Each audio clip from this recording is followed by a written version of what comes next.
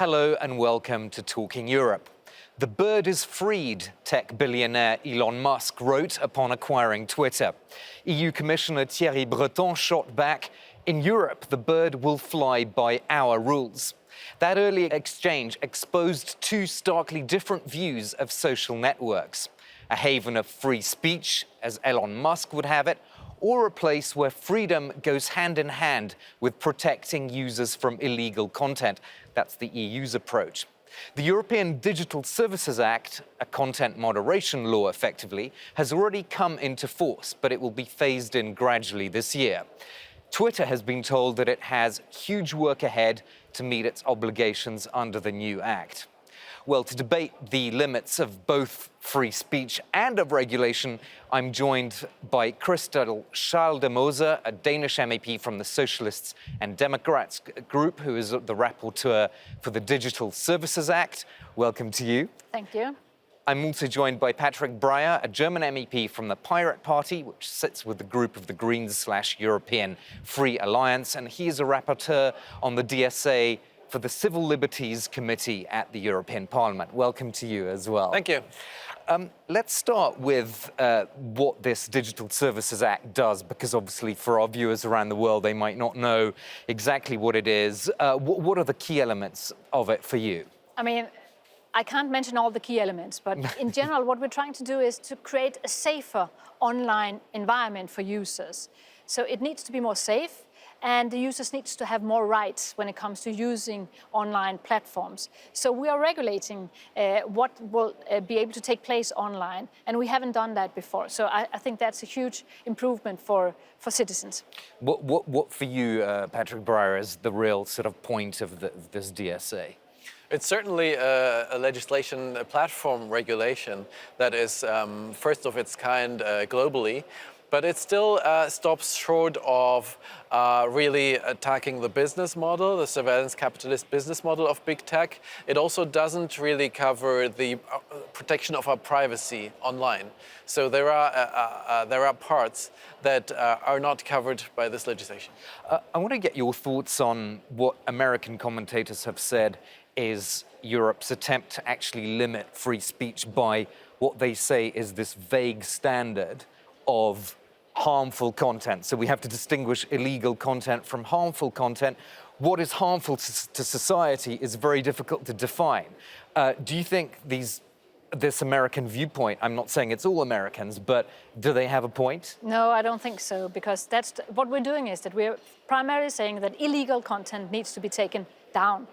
And what is illegal is not something we are harmonizing at EU level. It is illegal to deny Holocaust in Germany, but it's legal in Denmark. So if it's done at the German side, then it needs to be taken down. Harmful content needs to be seen in the whole context. It can be harmful for public health. It can be harmful towards your fundamental rights and things like that. And we are not saying that harmful content needs to be taken down. We are saying that if the harmful content possess a systemic risk for users, then the platforms need to act. But harmful content does not need to be taken down, but they have to act on it. So they could, for instance, if there are too much bullying or disinformation, the platforms could choose to downgrade it. Instead of amplifying it, what they are doing today, they amplify the polarized content. They could maybe downgrade, for instance, disinformation. Patrick Breyer, so reforming how these algorithms work is actually one of the most challenging issues here, isn't it? Yes. So the problem with illegal content is not so much that it is online, but that it is distributed and amplified very widely, because the algorithms, they are based on a surveillance capitalist business model, meaning that they will spread that content widest, which is most likely to provoke reactions. And that is provocative and extreme content. And the DSA, the new regulation, does not tackle these attention-based algorithms, which it should. And that sort of misses the mark of the intended effect. But I agree with some of the criticism we hear regarding the harmful content, which is content that's legal. But still the platforms are expected to somehow tackle it. And how do they do it? They use automated tools that are very error-prone. And that are very what, sorry? error-prone and will overblock a lot of legal content. And that's not just a problem of Europe or of governments imposing standards, but the platforms themselves use terms and conditions which are really vaguely worded. And we can see with Twitter just now how arbitrarily they're being used to take down content or even cancel accounts altogether.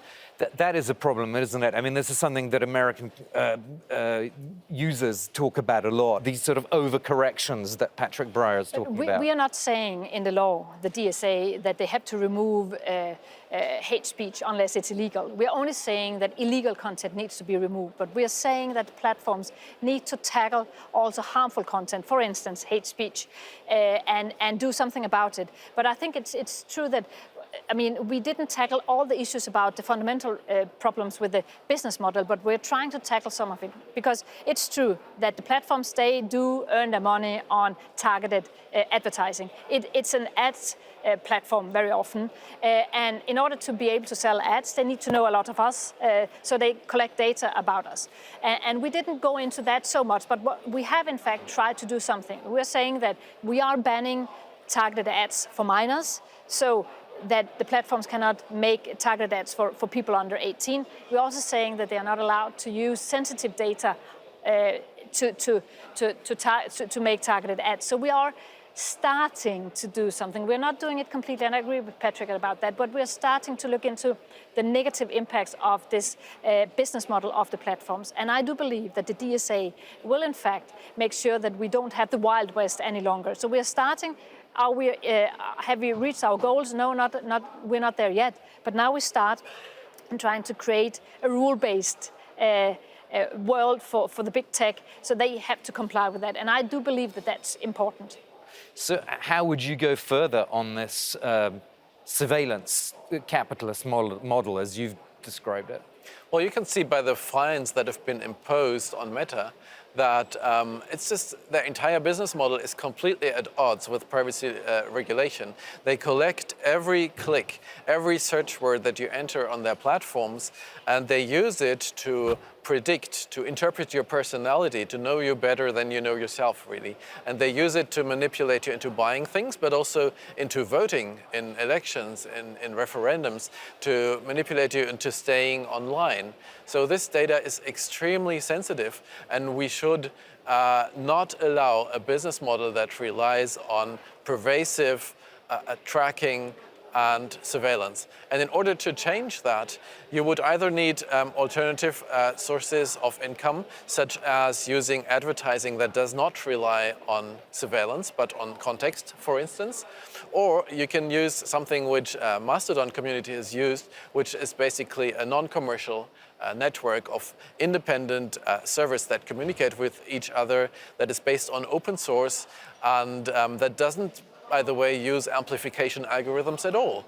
So this is also something, a direction we should look into. I want to ask both of you about Mastodon as well, but just on that point about amplifying certain tweets, Elon Musk has said now that one of his reforms is to take away adverts, basically, disassociate adverts from tweets that get amplified. Are you convinced that that's actually achievable? Maybe, maybe not. I might question that, but what I find important is that Twitter most likely will be a very large online platform in EU once the DSA will enter into real force, when it has to be applicable, and then we will look into it, and then they have to comply with the rules we have made.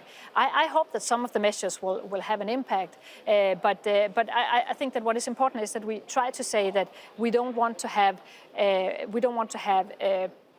Wild West. We want to have a rule-based order where users of the platforms, it could be Twitter, it could be Meta, it could be other TikToks, that they have to comply with the rules we have. And we need to protect users, and we need to protect society. So if they comply with it, I guess it will be more safe to be also on Twitter. Mastodon at the time was presented as a sort of alternative, as a European model, as an alternative to the American big tech companies, but it hasn't taken off in the same way, has it? No, I'm not sure that will be a very big platform in the sense that Twitter is. But what I hope is that we will have more different platforms. And we are working in the European Parliament to have interoperability so that you can choose one platform and I can choose another, and we can still communicate. That would be my end goal. I think that would be very good, because then we will have a variety of different platforms, and then people can choose. Somebody prefer Musk's way of doing business. I don't. I might choose another one, but I don't think that Mastodon still is the best place to be. But it's good to have competition. It's good to have more different ways of doing things.